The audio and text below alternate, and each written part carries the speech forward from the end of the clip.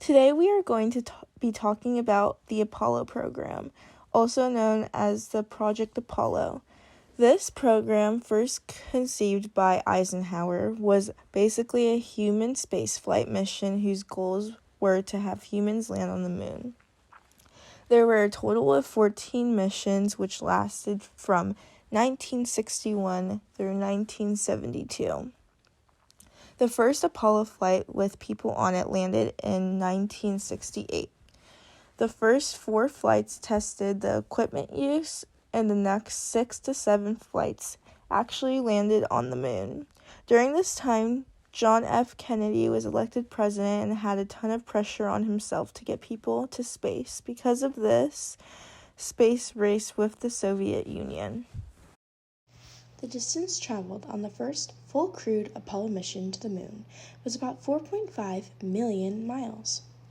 They only spent about 2.5 hours on the moon, however, but almost 11 days in outer space.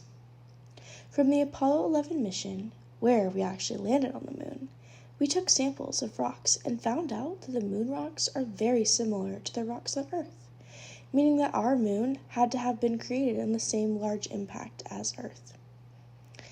The Apollo mission showed us more about the chemical structures and relationship between Earth and the moon, which will hopefully lead us to learn more about other planets and solar systems.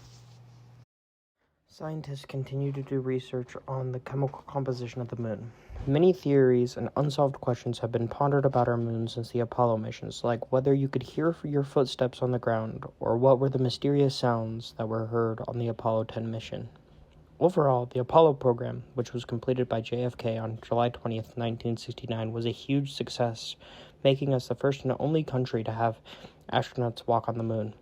This was a staple in history that provided us so much more information about space, including the Earth and the Sun.